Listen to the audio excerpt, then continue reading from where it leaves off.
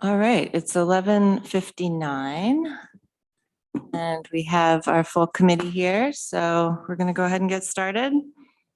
Government Operations Committee, November 3rd, 2022. Are there any changes to the agenda? All right. I don't think we have any comments from the public. I don't see anyone online. Let's take the minutes from October 6th. Greg moves, seconded by Dan. Thank you. Questions or comments on the minutes? All right, all in favor? It's unanimous. Thank you. I did ask Steve DeWitt and Tamara Scott to be here, so maybe we'll hang on to the Board of Elections one.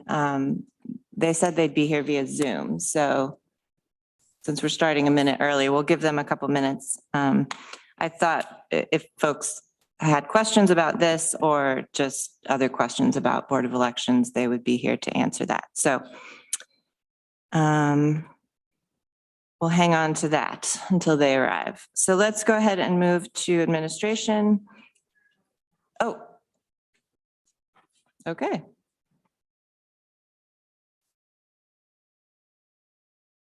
All right. Hi, Tamara. Are you there?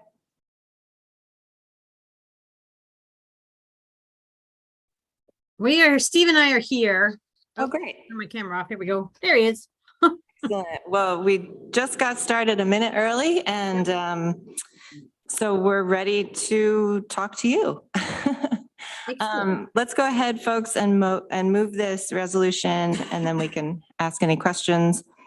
This is scheduling a special election in Legislative District Number 3, City of Ithaca. Mike Lane moves that, seconded by Travis. So obviously, we all know that our colleague Henry Grandison has resigned, and so we'll need to have a special election for District 3 to be scheduled on January 24th. Questions or comments about this process? I'd like to make a comment. Sure, go ahead. I looked at the resolution and it's fine, except that it would be really helpful from our standpoint if you would you state that you're calling the special election on such and such a date, which I imagine is going to be November 15th, because our ballot access process is triggered by the date of the election is proclaimed. So you can say we're calling an election on November 15th to be held on, or proclaiming it, or however you want to word it, but somehow include that in there. Okay, so we're calling an election on November 15th. That's the day we'll vote on it on the legislature. Mike? Yeah, be careful of your wording, because probably won't happen, but what if the legislature on the 15th said we're not passing this resolution? I think it should say something like, whereas there is a proposed, this proposed resolution is proposed to be acted on by the legislature on November 15th. Okay. I mean, I guess we could, I mean, yeah, I don't know. I guess calling for an election on November 15th, if we don't pass the resolution, then it doesn't really matter how it's worded. If you got pushed over 2 weeks, for example, everything, the schedule would have to be changed by 2 weeks. I'm unclear. Well, I think, and Steve, please correct me if I'm wrong, but you're asking for something that says we're going to act to call a special election at the legislative meeting on November 15th. Yeah, something to that effect, yes, because. Okay. And if we talk about it in hypothetical or proposed, it's proposed to be acted on at that point. What I'm saying is, suppose the legislature had this resolution and said, we're going to table it for 2 weeks. We would just change it. And we can't, we have a timeline. Well, I'm just saying I'm just saying, let's be careful of the wording. That's all. Okay, what do other folks, how do you want to word this? Do you want to add in the date language? I guess, Steve, Tamara, the election has to happen within a certain number of days, right? Of the resignation or of when we call the election? The election has to happen within 85 days of the date of the resignation. Okay, But the ballot access process of, the parties designating a candidate or people circulating petitions for an independent line, that day, those dates are all triggered by the day of the proclamation. So if you proclaim it at the meeting on the 15th, just have in there, we are calling for a special election, and if it's done on that date, well, that's the date. So right. I suppose you could get away with just that. So we could just say,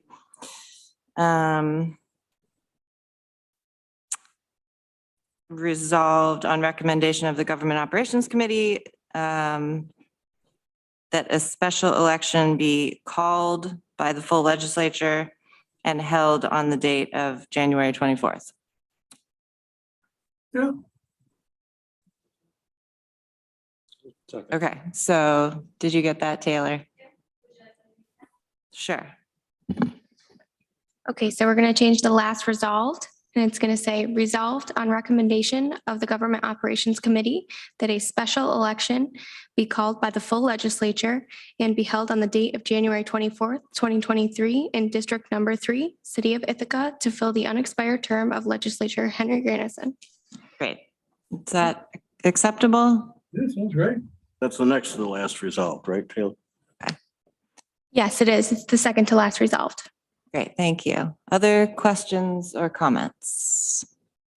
Mike? How does early voting work here? You have to have early voting, 10 days of early voting. We will do it at our office because it's only 3 election districts. 3 election districts. So we'll do the early voting in our office beginning on January 12th, I believe it is. 14th, January 14th through the 22nd. And that's fine. I think this is the first special election we've ever had early voting at. So that's why I was wondering how that works. 2 last year. Did we? Yeah. Did we able to do it last year? Yep, for district. Okay, then I'm mistaken. Okay, we ready to vote? All right, all in favor? That's unanimous. Thank you. Dan? So I just wanted to ask, there are a bunch of special rules about a special election. There's a timeline. When will all that information be put out to the public? Or has it already? Maybe that I missed it. It has not been made public. I did supply a copy to the legislature. I believe that, I don't know if it was Shauna or Kathy Colbert, somebody. I sent a political calendar based on it being proclaimed on the 15th of November and the election being on the 24th. What will happen is once you guys act on the 15th, we will send notices to the 4 parties, the 4 party chairs with the notice of the election and the political calendar for the election, and post it on our website for anybody else that might be interested. There's also that part of the process that's unique where the party, like district committees or ward committees, get to choose their candidate without signatures, that whole process. And I know in the past there's been a little controversy about that. I just want to make sure it's all spelled out really clearly and that everyone knows exactly what these special rules are. Yeah. I could certainly, I imagine Tamara's talked to the Republicans. I've talked with the Democratic committees and, the working families and Conservative Party. They'll be notified. They generally in the past have never weighed in on candidates for the office, but it doesn't preclude them from doing so. And then there is an independent nominating petition period that is less than 2 weeks, starting on the 15th. Yeah, again, I just want to make sure the public knows it's very clear that we have all that information ready to go, that we can all access it because, I know you remember, there were some incidents in the past and we got accused of being a machine, which is kind of funny for our little county, but, just want to make sure everything is transparent and clear and ready and that information we all have at our fingertips if necessary. We'll We'll work post with that calendar. Dominic. We'll work with Dominic on that. Yeah, and Thank it'll be on our website too, at least a political calendar so folks, have access to it. Thank you. Great, thanks. Mike? To what Steve said, I'm glad you mentioned that, Steve, about the independent petitions. Because in the Times today, there's an interview with our chair in which that wasn't mentioned. And I think it's important that folks know that even though the parties don't have to do petitioning, anybody can petition who lives in the district. All right. Is there anything that you want to tell us how things are going now with the current elections? Early voting is going on. It's been pretty strong. Yeah. Probably a level of about 2/3 of what it was in 2020 general, but Yeah. we've had close to 4,000 people vote early already. Right. And we're just, And it's been smooth. There hasn't been any, concerns as of yet, as far as any, national dialogue we hear. So that's been good. Great, that's great. Any other questions from folks here? All right, well, thanks for taking some time to come talk with us. okay. My Thanks. pleasure. Have a good day, all. Bye. All right, let's move on to the resolution to update the administrative policy manual, policy 07-02, departmental use and administration of social media. Can somebody move that? Greg moves that, seconded by Mike. And I'll look to Lisa and Dominic if you want to say anything. Sure, I'd be glad to turn it over to Dominic, who did the bulk of the work on this policy together with other departments. Thanks, Lisa. I'll give a quick, brief overview. This is an update to the policy. We brought together a interdepartmental group of individuals across the county, including Greg from ITS. I'm going to miss some folks, sorry, but Rob, our media production assistant who posts to social media on behalf of the county quite frequently. Shannon Alvord from the health department and has worked in various other departments. Jeremy from recycling, Jesse in our office, who all have different views on this and different approaches to social media. So there's a couple of key points with this altered policy. This more actively encourages the use of social media for departments and programs at the county, recognizing it as a tool to reach a wide constituency. For example, our press releases don't reach the same number of people that they used to. I think that's just the baseline truth of communicating.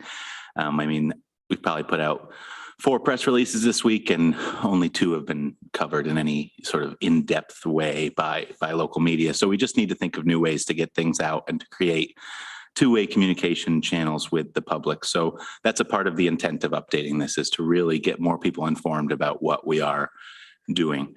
So it further embraces social media as an appropriate and critical two-way tool. And there's certainly some other material updates in terms of the guidance for how folks should use social media.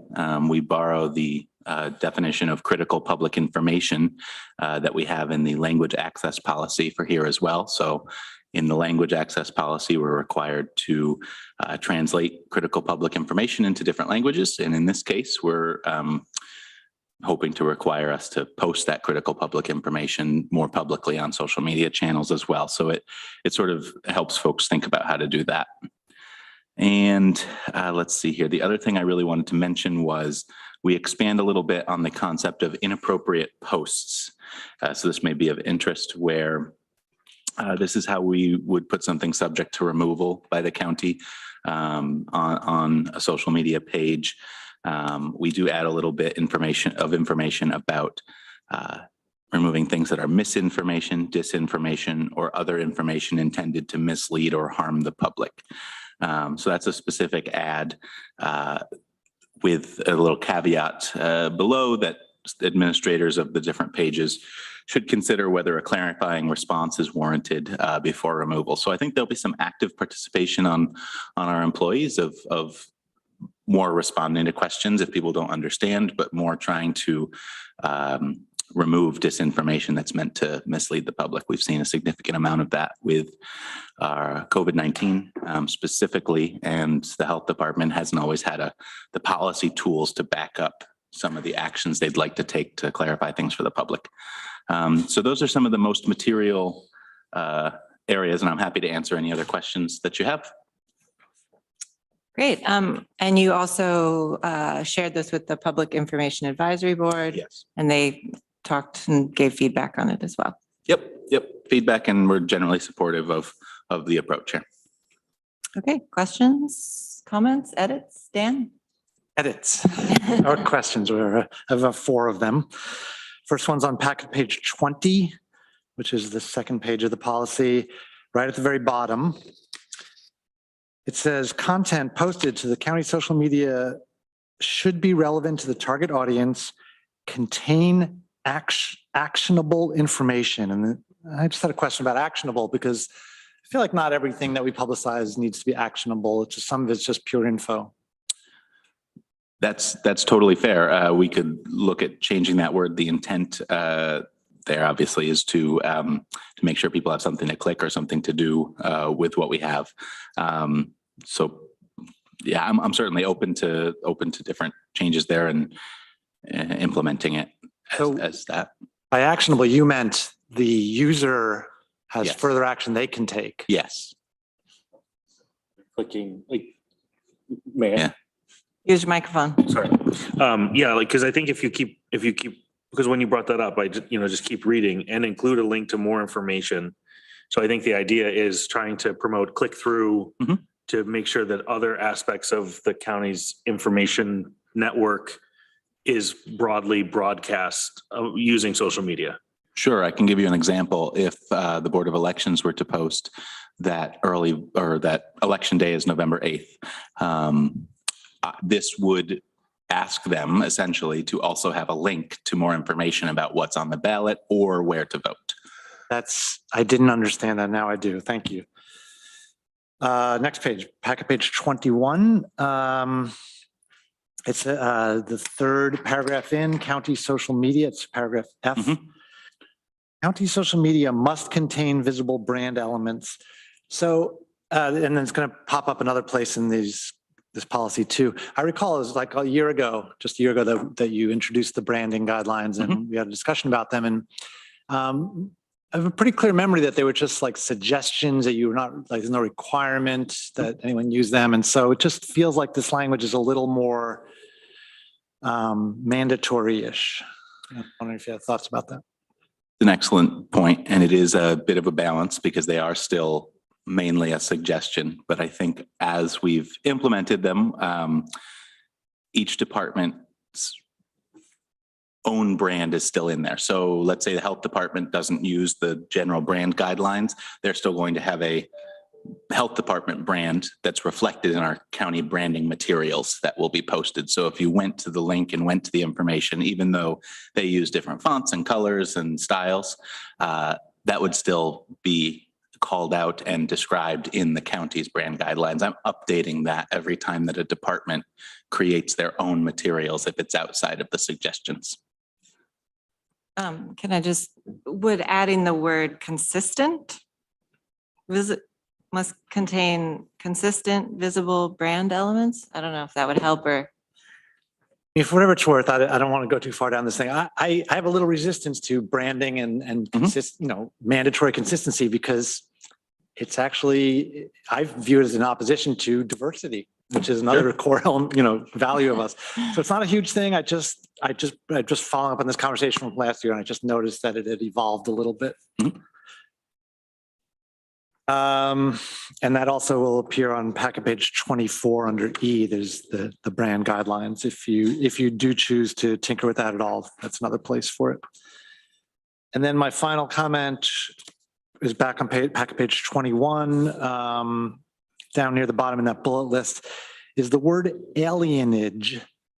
And I had never heard of that word, so I looked it up, and it's right. It's a real word, and it says exactly means what you say it means. I think it's a weird word, and I just wonder if Where is it? Sorry, packet page 21 in the bullet list at the bottom. It's in the third bullet point. I'm pretty good with words. The fact that I had to look it up, it's not a commonly used word, I think, and maybe we want to say something different or not. Not a biggie. Just wanted to bring it up. I am done with my questions. Thank you. That's relating to someone being a U.S. citizen or not, correct? Yeah, I mean, if we wanted to shift that, that's okay by me. This is pulled from another place. It's what was in the policy before, which I imagine is from a list of the discrimination factors in another area. So, Do you want to say citizenship? Citizenship status, if that means the same thing, I'm not 100% sure it does, but I feel like that's a better term. But no, like I said, no biggie. What's that?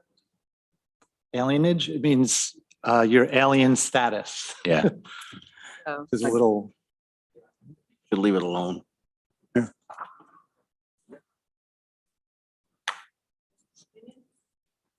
Image. All right. Okay, thanks, Dan, for bringing up those questions. Mike? Like that we're trying to get more out on social media, that's fine. I'm not a social media person myself, but I understand it. I understand the need to communicate. I also understand the dangers of social media and how it can be commandeered or bent or other ways used inappropriately. And I like the fact that there's ways to take it down. But I question whether we're going to have the people that can monitor this enough. I mean, we don't have a department that's going to be charged with doing this. You can't do it, obviously, Dominic. You have too many other things to do. So I think there's some real danger here, and we should be careful to communicate that to the departments that if they're going to use it, they need to be able to monitor it. Probably will never be able to monitor it in real time, but they ought to be able to monitor it on a regular basis. You take Twitter where they're retweeting things and adding them when they put through comments. Maybe we shouldn't even allow comments back that way. I don't know, or limit them in some way.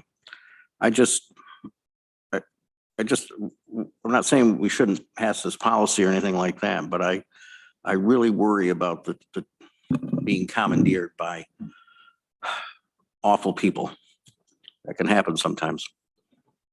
Those are good concerns and ones that we discussed in depth. And I can say, as someone who monitors several of our pages, and I have notifications turned on my cell phone for any mention of our health department or our county, I'm sometimes appalled by things that people will say at them, and it is challenging to monitor. It is also something that the health department folks and others encouraged part of this use to change from regular monitoring to daily, which is challenging. That's a big expectation for our staff. It's something that I do, but it's a big expectation to ask other staff members to do as well. But there was general agreement in our group as we went along that was appropriate. And in the site monitoring, we also give some suggestions, albeit soft, that monitoring may occur by checking pages on a frequent basis or setting notification preferences so that the administrator is notified. So some of it could be a little bit more passive than I think it may seem on face value, having it turned on so that it gives you a rundown of notifications or something. So I just think about the feedback we get for social services and the foster care placement. And people are always unhappy in one way or another about foster care or review and those kinds of things. And that stuff gets on media. We could very well be liable if we aren't real careful. Any other questions or comments? We ready to vote? Oh, Travis. No, I hear what you're saying, Mike. We don't allow people. So for example, at GIAC, we have several social media handles and we don't allow people to comment, right? It protects us. And one of the things it protects us from is the staff going back and forth with somebody, right? But people can't comment. They can send us direct messages. We can respond to those messages. Only a certain amount of people have access to that. But for the very reasons you said, we just can't, we don't have the time to monitor that all day and have angry people, upset people, making all kind of comments. So we just turn off the comment option on our social media sites. I like that. Greg? Yeah, well, I agree with that strategy in many situations. We're the government. We're here, for the people, by the people. If they're angry or upset, everyone should have a voice. I think we make steps here to say what voice, what we won't tolerate, right? And those are very common things that many social media policies will have included in them, and I think it's just about having some level of decorum, but I would be careful of going too far in the over censorship route, because I do think the point of this is to create engagement with the community and reach parts of the community that we may not have been able to reach before through a news conference or through a YouTube channel or whatever the case may be. It is a challenge, but it is a challenge of the times that we are in, right? We used to have to send letters to correct newspaper revisions. We don't do that anymore. We send emails. You know what I mean? We now comment back on posts, right? It's just the evolution of where things are at, and with changes come new challenges. So I think we just need to be mindful of that. I think that, Lisa, this should be something that if a department has a social media handle, this needs to be a priority of the department head to have very active involvement and not just rely on, we can rely on the great staff that are doing that work in those departments, but it needs to be sort of a top of mind priority, because that ultimately is the voice of the department, then the voice of the county. So this can't be something of like, well, I don't do social media as a department head. It's like, well, no, now you do, right? Because that's engaging in that voice. So I think we also should just be careful of commenting back, and if people want to make comments and they're well within the comment policy, we don't comment privilege of the floor. We don't really moderate that outside of the rules that we've set forth. And these are clear rules. They're publicly accessible. They're probably posted on all our social media sites. I would just, I would be very much against over censorship and over controlling our social media platforms outside of keeping a respectful, not harmful environment for people to engage. Thanks, Greg. Travis, and then Mike. So just to be clear, good sir, we are a government agency. We are a department of the city of Ithaca, and our social media policy is created by the city of Ithaca, which is a government agency. As a deputy director, I couldn't imagine it becoming now my role to monitor every social media post and comment that goes on for the 6 different pages we may have with it's just not even possible. So to place that on a department head to be able to do that, I think is an incredibly, it's a lot of work that you're now asking somebody to be able to do. Well, just to clarify my comment, it's not that they're the ones directly monitoring, but it's that social media as an engagement tool within their department is a regular part of the conversation, right? Or that if there is an issue on social media, it may not, it gets elevated, you know, they're not necessarily the active day to day, but that it becomes part of the fabric of the sort of executive conversation within the department. That's where I was going with that, not that they become the, you know, the social media monitor themselves, but that it's part of the dialogue of how are we communicating this on social media? Hey, there was this issue. It's not a delayed mechanism that it gets back to them, right? They don't have to find out from Lisa or Dominic. Someone within their department has already bubbled it up to say, hey, how should we address this? Or here's what I've done. And I would just add, like, to your point, I feel like when we talked about it at Public Information Advisory Board, the group even said, well, maybe we need a social media position or a part-time position that is somebody who's an expert in this, who can monitor these things, who would work with, you know, Dominic and the communications team to, you know, handle some of these things. So I think it was just sort of a suggestion and an idea, but that's a possibility too. Mike? Yeah, I just agree with what Travis is saying here a lot. The work of the departments is the work of the department that we have them for.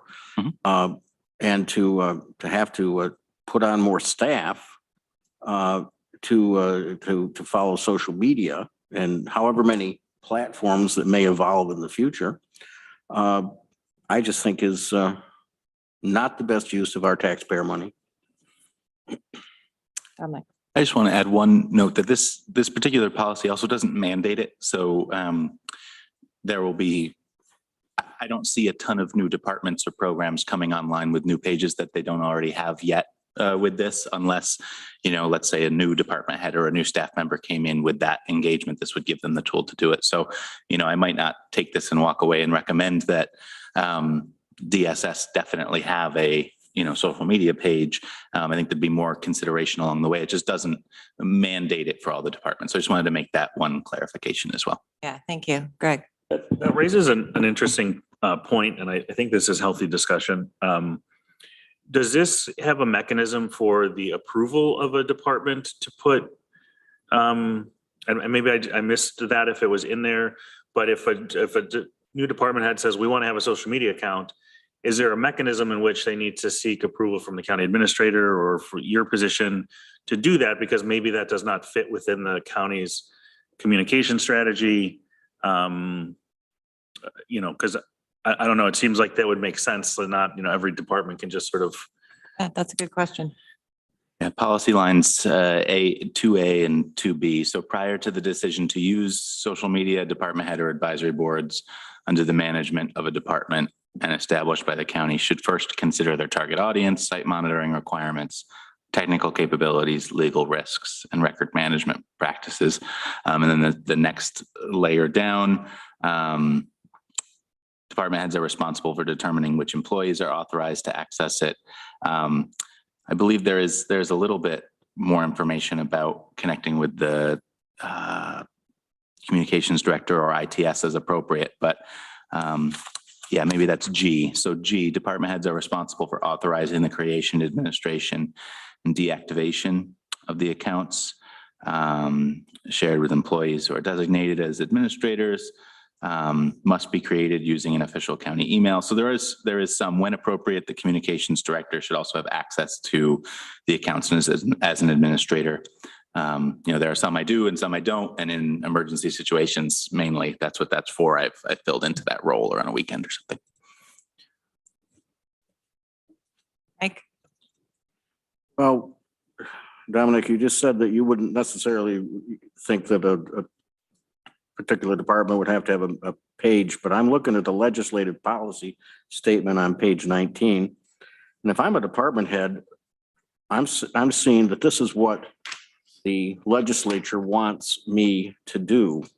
It's been changed to Tompkins County embraces social media as an appropriate and critical two-way communication strategy for the county, for county initiatives, services, programs, alerts, and organizational directives. Tompkins County departments should use social media as a tool to ensure the critical public information and services are advertised in a shareable online format. So I think that this policy and the language has been changed, says to our employees, this is what we expect you to do. The one note in there that I would specifically call out is that departments should use it as a tool around the critical public information piece that's called out. So I think that's sort of the legislative, the policy there of if you have critical public information as defined here, as defined in the language access policy, you know, that's where maybe that determination by a department kicks it up to say, yeah, okay, this is a tool that we want to use because this is critical information. If a road is closed and people are, you know, on Facebook, you know, that's an area where they can find that information. That's one example. And the next section below does reference that each department may use it differently based on their audience and objectives as well.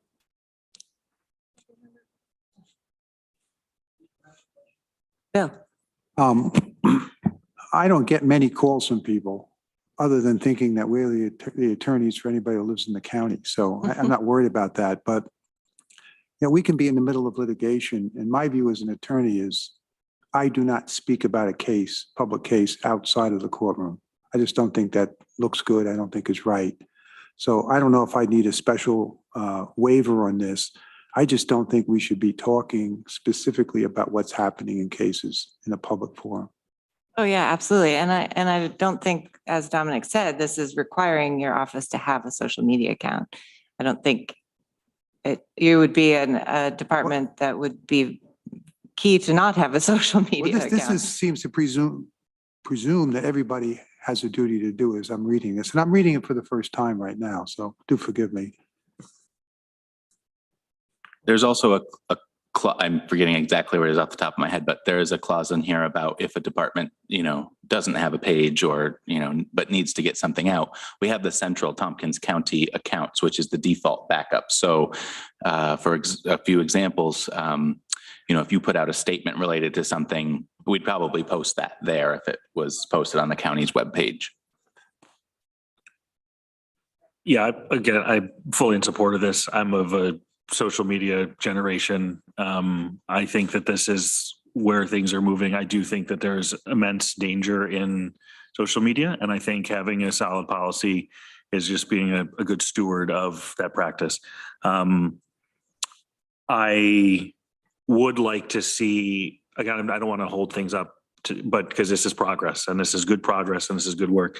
I do think there should be maybe some consideration or revisit to the idea of the approval process for departments. You know, is it mission critical for a department to have a social media policy as sort of under the umbrella of the larger county communication strategy or plan? That would be sort of my only piece to this, to I think address some of the concerns of you know, my colleagues. But this is good. This is good work. This is good progress, and this is where we are, and this is already happening. And I think this just puts in place some better guidelines for how to utilize tools that are already in place. This is not going to create like new pages. To your point, these pages exist. This just says here's the best practice for running those pages. Yeah, definitely. Lisa. Just thank you. This has been a great discussion. Appreciate it. The only thing I wanted to mention is you'll note that the responsible department for this policy has changed from ITS to County Administration, being a communications function. And therefore the policy number is going to change. We haven't updated that yet, but that because right now the 07 section is related to ITS. So when we get that change, we will include it because that will affect the resolution as well. So we will be getting that to Kathy, but I'm assuming you would consider that a manifest type change. Okay, great. Thank you. Okay, we ready to vote? All in favor? That's unanimous. Thank you very much. Thank you, Dominic. Yeah, thank For you. working on this. Before you leave, do you have any other updates you want to give us while you're here? Yes, I do. I left my paper over there. Let me grab it. Okay.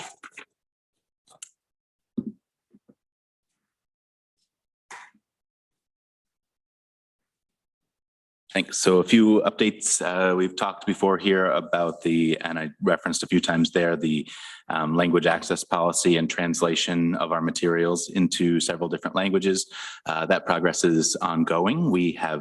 I gave an update to WDIC, so I won't take your time here going through the details. I'd refer you to that update there.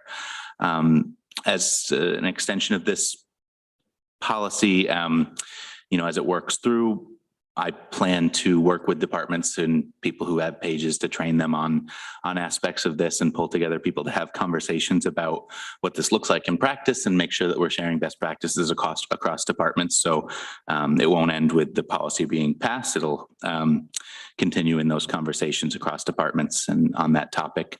Next year, I have tentatively pulled together people who serve in the different functions of public information across the county. So there's some that are formally public information officer, or communications marketing people in different departments. And we haven't, other than during COVID, had frequent meetings with that group. But next year there'll be more of a structure where I'll pull that group together with more of an open invitation across other departments too, where someone might be doing it informally, but try to bring them into the fold. To discuss best practices, to talk about the tools we have at our disposal, to sort of train each other on relevant communications topics, et cetera. So I'm excited about bringing that group together. A few other things, let's see. So the Gov Delivery software system, this is our first year that we've implemented that email newsletter system. I wanted to share a few statistics since it's getting close to the end of the year. I thought these would be relevant. It's approved in the budget again for next year. Our Gov Delivery system, it costs about $20,000 to run the email newsletter programming. So we have just under 38,000 individual people who have subscribed to newsletters in our county. And across those 38,000 people, there's about 95,000 total subscriptions. So each one of those people is subscribing to, on average, more than one newsletter. So that's been good so far. There are 39 newsletter topics. Not all 39 are used at the same frequency, and that is a challenge that I've faced this year, but one where I hope that group I was talking about pulling together earlier will help to use those topics more frequently, sending out those emails to folks, because there is a hunger. Dozens of people sign up for these newsletters on some days. Like yesterday, I think 14 people signed up for new newsletters. So that's a great thing for people discovering the county and our services for the first time or revisiting what we're doing. And there have been, back to that actionable information piece, there have been 49,000 clicks through from the emails that we've sent back to material. Some of the most, a lot of people click on election information. I sent out some information from Vote 411 and the League of Women Voters on what's on the ballot, and hundreds of people had clicked that nearly immediately. We used this tool to help fill up the vaccine slots yesterday as well. And then the last thing I'll report on is the top topics that we've had this year of people who've subscribed to them. Number one is the COVID information one. That's leaps and bounds, the biggest one. But the next is people looking for jobs. There's about 6,000 people who we send different programming, a lot with TC3 or BOCES or other areas to those individuals. Health alerts, emergency preparedness, property tax assessment, highway, voting, and the legislature highlights. Those are the top. All of those have 2,000 or more individuals subscribed to them. So yeah, I just wanted to share that because that's been a great tool for us to have and something that's greatly expanded our capacity at the county. I'm so glad that the legislature made it into the top 10. Yeah. That's great. Those are impressive numbers. Yeah. You did it 1,999 times yourself. Right. Mostly it was me clicking on those. Yeah. Questions or comments for Dominic? Yes, those are impressive numbers. That's great. Okay. Well, thanks for being here and for that update. Thank you very much. All right, let's go on to our legislature resolutions. Correction of errors, ID 11160. Can somebody move that? Greg, seconded by Travis. And this is one of our yearly resolutions that just allows our clerks to make any manifest changes in the minutes over the year. Questions or comments? Okay, all in favor? That's unanimous. Thank you very much. And now I'm ready for some long speeches. I'll be very disappointed if no one gives a speech. Designation of newspaper, ID 11161. Dan moves, seconded by Greg seconds it. Thank you. Speeches. Mike. I voted for this resolution every year when I was on the legislature until last year. I subscribe to the Ithaca Journal. It's a huge waste of money, but I subscribe to it because it does publish obituaries, for example, that are paid to be put into the Ithaca Journal. And once in a while, there's a local story in it. Mostly I get it. It's not home delivered anymore. It comes in the mail. So if you have a holiday and the post office is closed, you don't get your paper till the next day.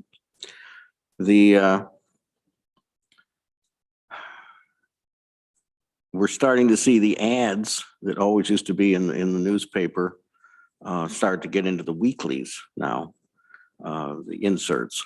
So that's a change. So I question whether these daily papers, or at least the daily paper that's owned by Gannett in Tompkins County, is a newspaper when it doesn't do anything for us locally, except maybe it used to be yesterday's news tomorrow. Now it's last week's news next week. So I'm going to vote against it this time again as a protest. And it's too bad. It's a long history of the Ithaca Journal. It used to be a terrific newspaper. And it isn't anymore. Thank you.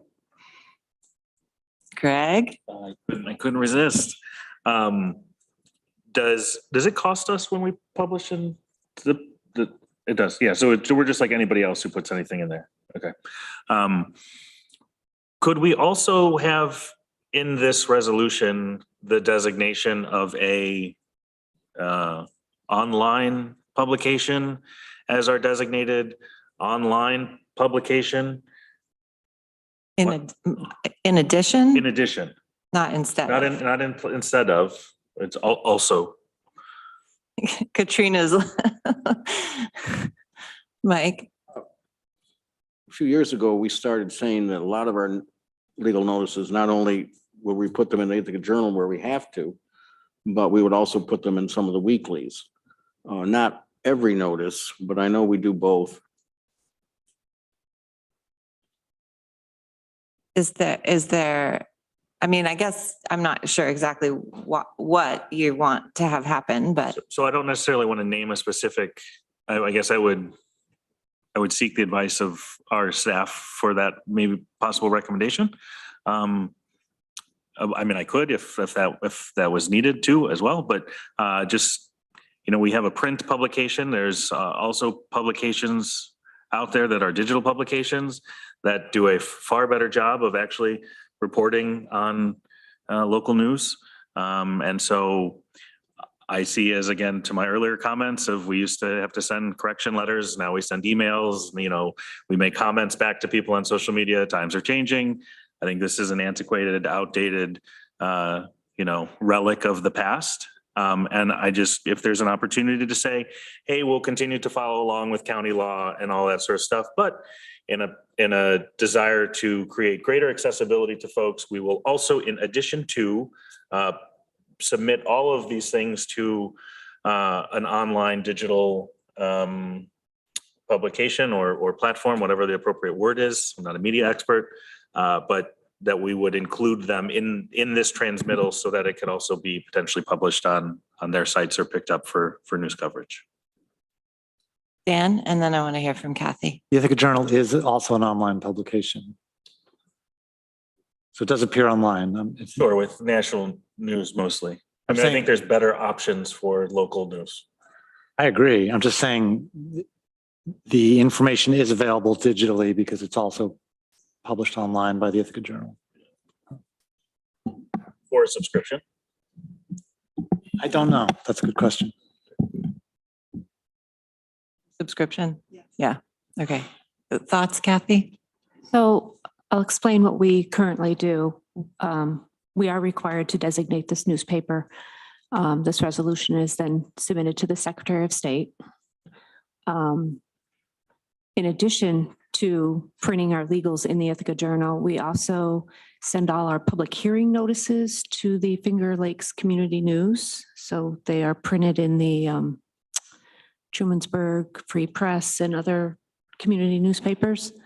And we also, on our website, print all our legal notices. They're available. The adoption of local laws, public hearings, and any other legal notices we're required to do.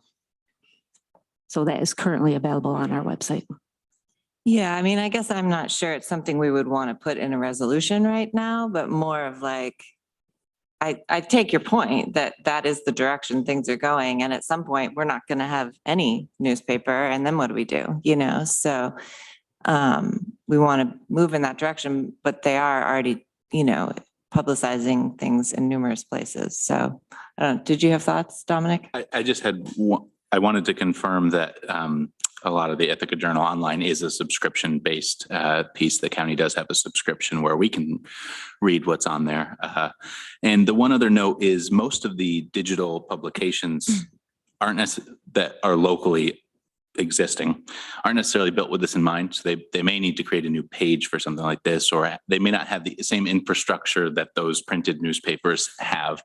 I think, you know, when they republish our press releases, we see the same sort of issue. Sometimes it pops up as the breaking news head. It's the first story, whereas it's, you know, just one of many things they're posting. So we would want to make sure that some of those legal notices are contextualized as well, which isn't necessarily the structure of some of those online things. I'm certainly interested in it, but I just wanted to add those notes. I also want to add that there are other departments that are required to do legal notices, and they use this official newspaper to do that. Okay. Dan? It appears that the Ithaca Journal legal ads are available without a subscription. I just was able to access it. I don't know if it's all of them. I can't tell. But I don't want to hold this resolution up. More than happy to support an antiquated practice. But I would maybe ask that we, Dominic, if you could look into how this resolution at this time next year may look similar or have enhancements, or there be an additional resolution to this so that we can make sure that it's as broadly accessible as possible. And we actually do support local news publication and news reporting. I would be open to that. So. Yeah, and I wonder if I don't feel like we have, but we could also send a resolution to the state saying, you know, this is an antiquated practice, and there's probably other communities that don't have a single paper, you know, so it might be time to think about that kind of resolution. Yeah, that would be helpful too. Thank you. All right, let's go ahead and vote on this. All in favor? That's 4. All opposed? That's 1. That passes. Thank you. All right. So a couple months ago, we had brought up the idea of legislator term limits. And at that time, the committee seemed lukewarm about the topic, but we thought we'd try to get a little more information. And so I've talked with Bill Troy about the topic. He's done some research. He's given you all, I think, a document that has a little bit of information from what he's come up with. Does everybody have a copy of this? Travis, I don't think Travis does. There's numerous counties across the state who have term limits, who've had term limits and then switched them and went back to not having term limits. And I think I'll let you speak for a minute, Bill, but this is in relation to Suffolk County. And I guess their ongoing confusion about their term limits. Spanning the decades, actually, if you look at it. So what I did is I looked at the law on this thing. You can, in fact, as a legislature, vote in this concept of term limits. To do that, if you look at the very last page, you get to see my miserable handwriting, but there are three things you probably would have to do. A local law, obviously. You have to amend the charter, and you'd likely have a vote that had to be taken. So a referendum. And to give you an idea, I just was looking at different places around the state. I'm from Long Island. I stumbled into Suffolk County. And they've been at this now. If you look at the front page, they came up with the definition of 12 consecutive years back in November of 1993. They were just this year changing it, which is on the next page, to define their terms a little better. So it's really no different than any other legislation. You want it to be clear. You want to have a clear understanding of what you're voting for. It may become a little more involved because I think there are certain people who just feel strongly we shouldn't do it. And there are those who feel strongly we should do it, but it would be resolved by vote as with anything else. So there's nothing terribly unique about this from what I can see. I'm not advocating what Suffolk County did. I have no idea where it's going to go from here. I've not done a canvass of the state as to who's done it and who has not. That's something we could do if you wanted me to find out. I was just looking at the law on this. The other little compendium, maybe Ann Corman? No, I did. You did, okay. Yeah, and I could resend that. And I just had links to articles, just from what I could find, from searching online. It was not any other secret access. But yeah, there are other counties that either have tried to implement something and it failed, or that have implemented something. I feel like there was one or two that tried to implement it for their county executive and that failed, but the legislature ones, the legislator term limits passed. So there's any number of options and ways to do it. But it is helpful, Bill, to know that the process that we would need to obviously have a full discussion, have a vote, have a local law, amend the charter, and then potentially a vote to the people. So it would be an involved process, but thoughts, comments? Mike? I think it was at the budget meeting, we had some folks come in opposed to mandatory term limits. And in those cases, it had to do with the advisory boards. And they spoke to us. And some people, one person who's an advocate for the disabled spoke. Yeah, that was for our term limits and advisory board policies that we're reworking at the time. Other thoughts or conversation? Greg? Yeah, so I think I had originally had this conversation with you, Amanda, early on in the process, and I think it's a healthy conversation for us to have to sort of create internal check and balance where we're at, what is critical. I mean, there's several schools of thought on this. One, don't have term limits. The voting process, the electoral process is how people decide term limits, right? If they've had enough, that's enough. There's a conversation around you put it in, right? So that you don't have these big machines and big personalities that just continue to grow and grow and grow and run as we see sort of at the national level. So I don't have a strong feeling, but I think I have a strong feeling that we should be having the conversation. And that's sort of where I'm in the process, and would look to my other colleagues for more in-depth conversation. But,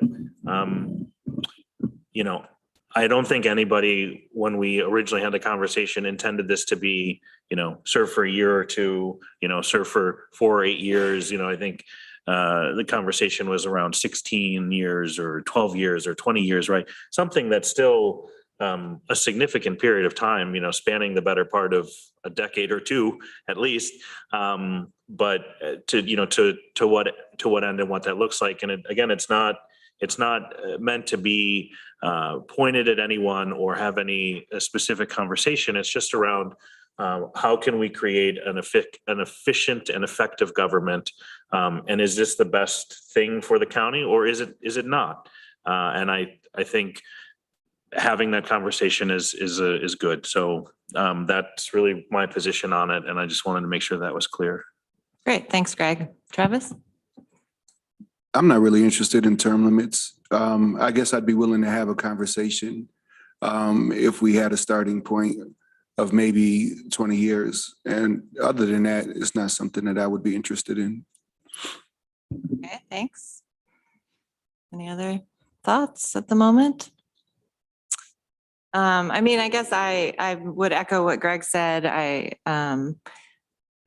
In general, I feel like it's a good idea to put a check on ourselves. And,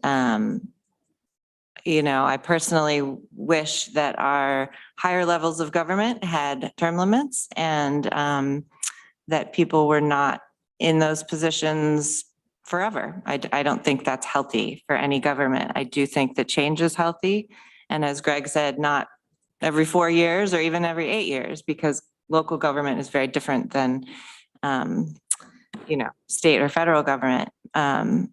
There's a lot to be said for institutional knowledge and folks who have been around through, repeated events. But there's also a lot to be said for new ideas and new energy and ensuring that the process and the culture doesn't get stagnant and stale and, or, excluding certain people or certain groups.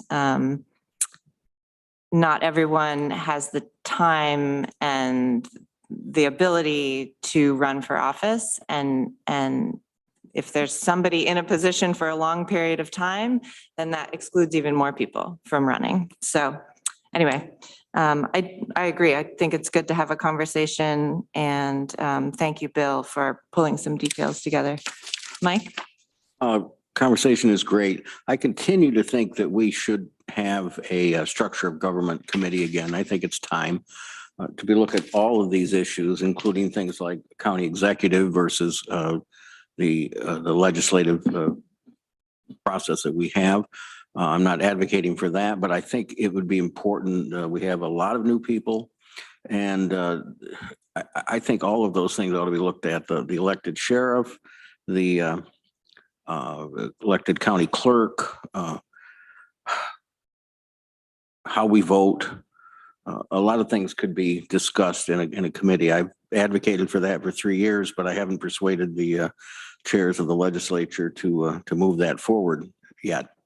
I've been following in Cortland, by the way, where they are looking at their structure of government, and there's been editorials in the Cortland Standard, which is a hometown newspaper and been pretty good, talking about whether they should have a county executive in Cortland or not.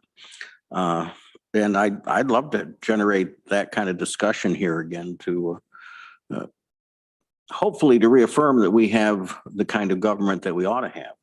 And I think my experience is that we've been pretty happy with it, but there may be people that think we should go a different direction. Great. But as far as term limits, I just think that's a part of the whole government discussion.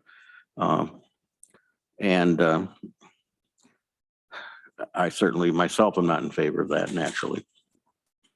Thanks, Mike. I see Annie, but Bill, okay. Ann, thanks for joining in.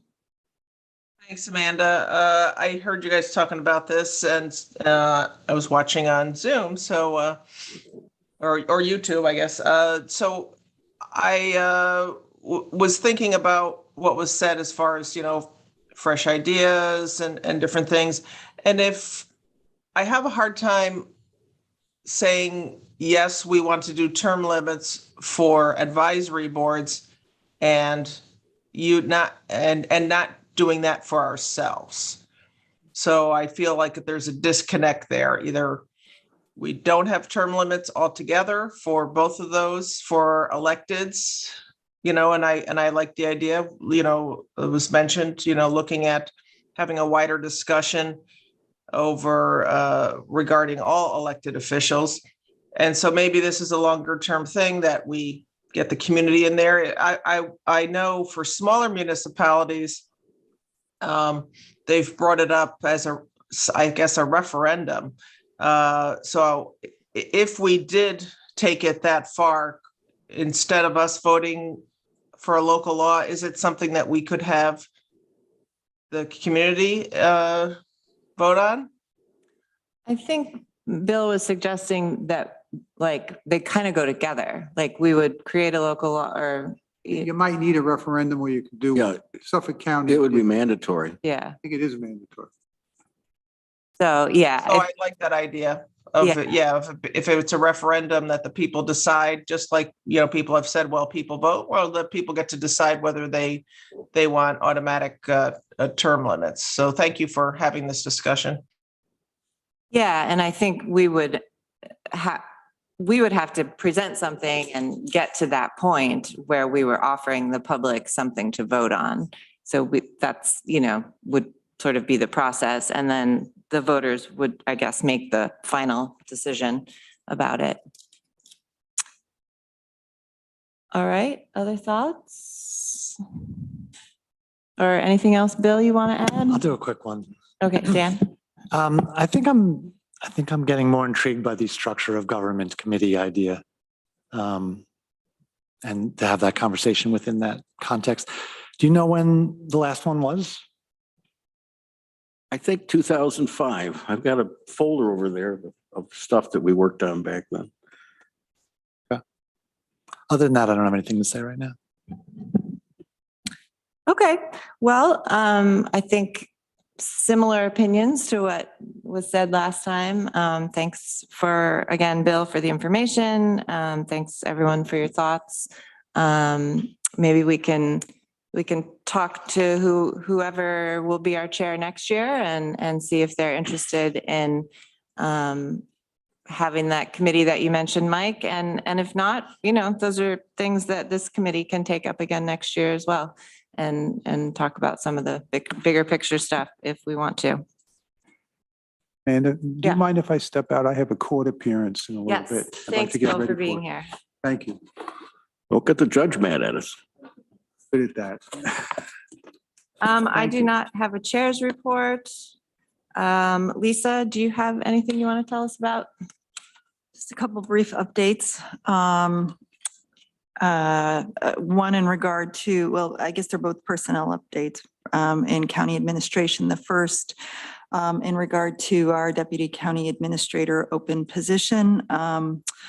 Unfortunately, the candidate that the search committee had selected as a finalist and we had a signed offer letter with, and we were getting ready to announce publicly, has withdrawn their acceptance. And they cited the difficulty in finding housing here as the sole reason. They're moving from, let's say, the larger Albany area and traveled here a few times with their family and could not find. Though, yeah, I didn't hook them up with you, Rick. I should have. So unfortunately, that's leading us to reopen the search. The Human Resources has advertised the position, and our interview panel that is going for 3 times the charm to fill the second vacancy and for the deputy county administrator. So I appreciate the forbearance of all involved. On the brighter side, our employee health and safety coordinator just started on Monday, Dawn Thorpe. And that is a position that's new to county administration, was formerly in the health department and has been relocated. And we are very fortunate to have her. She was in the former similar position in Tioga County.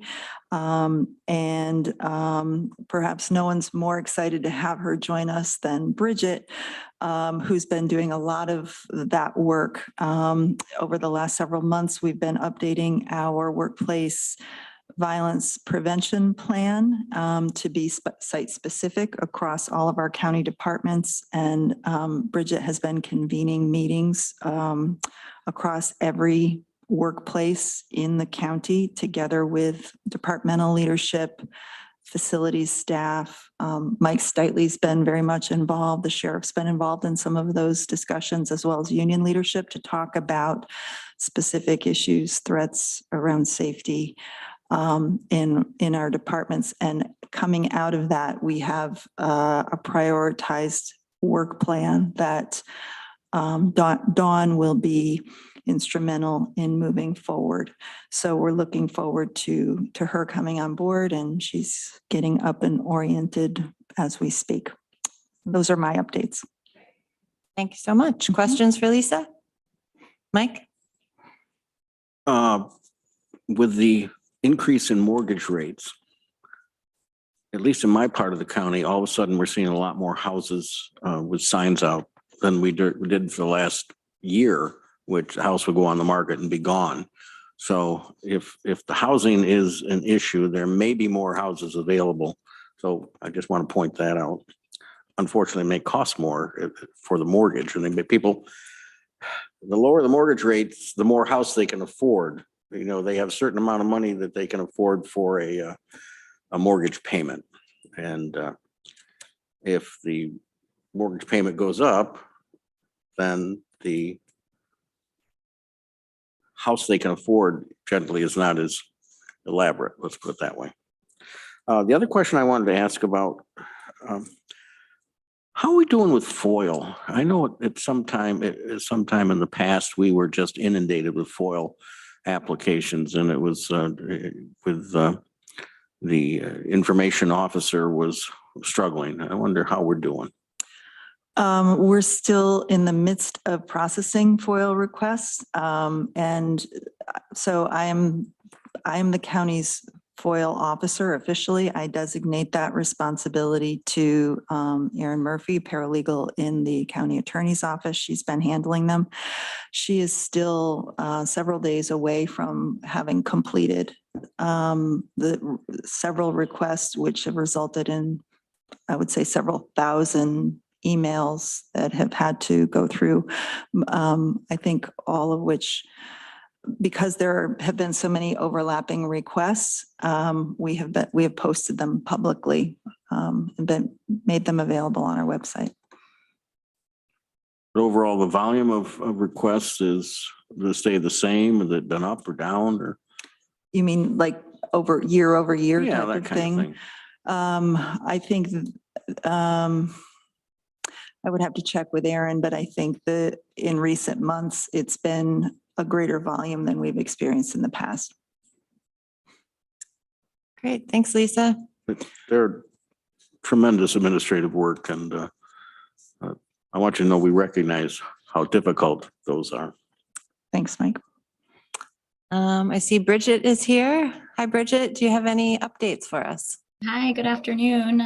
Lisa reported on the number of exciting news for us. Having Dawn here has been great.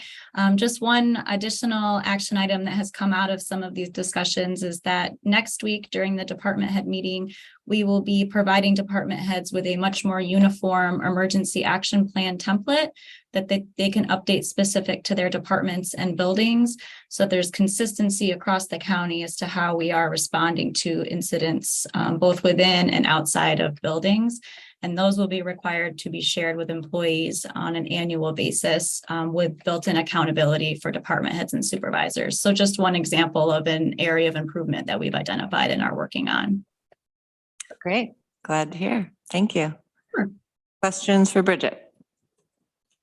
If it's appropriate here, Okay. but we were assigned certain training that we had to do, our annual training, and I did mine. And I heard some feedback on I think the longest module that we listened to that was fairly tedious. And so maybe we could think about in the future if that can be made a little more little more lively or a little more interesting to go through, or maybe divide it into more than one module, that kind of thing. Yeah, probably that's a personnel HR type of topic, right? Well, the safety training, well, that feedback was shared on day one with our new employee. So, Okay, because good. we're all at the point where we're all having to take that training refresher. Yes. The music was bad. Rick is here. What do you got for us? Well, nothing new since Tuesday night. We are still putting together the last few data elements for the bond prospectus. I have to complete that today probably because I'm going to my last treasurers group, a quarterly meeting tomorrow up in East Syracuse. So this will be the second time that Drew has gone along with me to that. That's one of the groups I belong to that leans heavily on we lean heavily on the advice of treasurers throughout, even though not every county is, as you know, governments are different in the way they're structured. Some, the treasurers do one thing. In our particular county, my role as finance director encompasses that as treasurer. So when I get together with this group, a lot of them don't do what I do as a finance director. They just do one thing, like the treasury collection of revenue and the sale of properties at auction, things like that. But you can get a lot of knowledge from them. Most of them are more expert in things like estates, which we have 5 active estates that we closed 2 out in the last few months.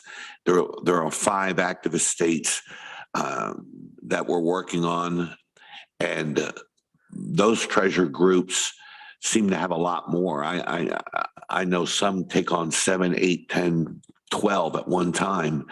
And so they're a lot more active and proficient in how they administer over public administration of estates. So we can learn a lot from that group. And that's why we go to those quarterly meetings. And Dave Lucas is always there, and he's always presenting his sales tax and state update every quarter.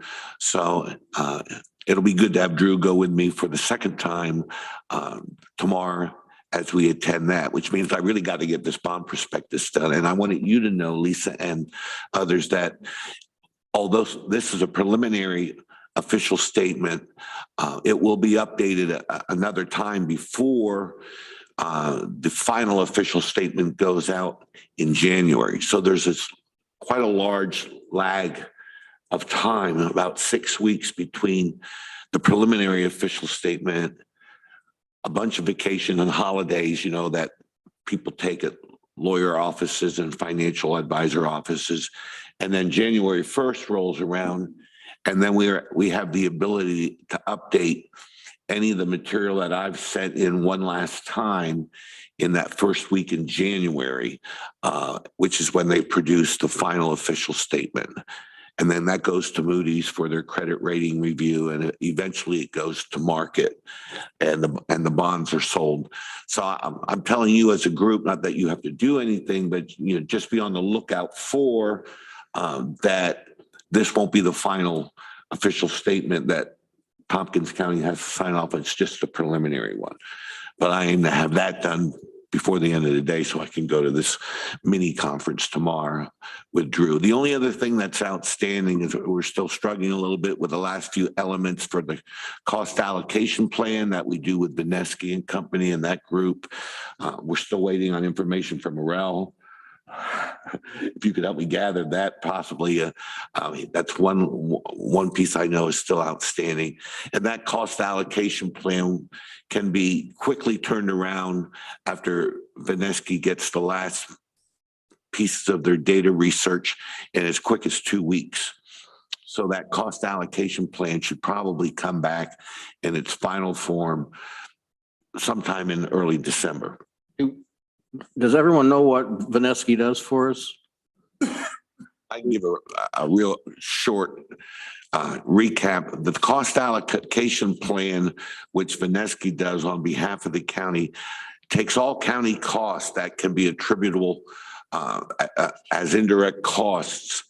And we try to put a percentage of those indirect costs so that organizations that recapture some money from state or federal government, they have a basis on which they can claim indirect costs. So everything that finance does and purchasing does and ITS does, that all gets boiled down, and those indirect costs are allowed to be claimed then by the health department and social services so that we can recapture more money from the state. So the bottom line is the better job we do in the cost allocation plan means that we get more money back from the state. And the information that we're gathering and putting together now is for fiscal year 2021, and it's completed this year in 2022. And it's used for reimbursement purposes at the health department and social services for fiscal year 2023. So there's always like a 2-year lag between the cost allocation plan and the implementation of the new formula. And the effort that's put into this and the small amount that we pay to get this done each year doesn't come close to the hundreds of thousands of dollars that we get. I mean, literally hundreds and hundreds of thousands of dollars more that we get back from the state and the federal government as a result of doing this plan. So in order to put that cost allocation plan together, they have to solicit and get from about 7 or 8 different departments a lot of their cost figures. So county admin has to submit a packet, and human resources has to submit a packet. Finance submits a packet. ITS, county clerk, a whole bunch of different departments send in their information. The hardest information to get at the end of the year is facilities, usually, because they have a huge amount of square footage information. How much did your buildings change in square footage? What were your maintenance costs? How did you allocate? And so it's a pretty exhaustive effort that Arel and his staff have to do in preparing a number of spreadsheets for Vineski and Company. But we're on the home stretch, and we hope to have that cost allocation plan done in the next couple of days, hopefully by the end of next week. And that way you can see that report coming back in December. Did you have a question? I don't want to get too far into the weeds because this is a little bit excessive. I just wondered, Rick, do you know yet when your last day in the office is going to be? November 29th. November 29th. Well, thank you for being a part of GO and for working so hard for the county. I guess this is your last GO meeting. It is. We'll miss you. Miss you too. But I hope retirement and the next chapter is wonderful. All right. Any committee members have any updates you want to share? Okay, then we are adjourned. Thank you.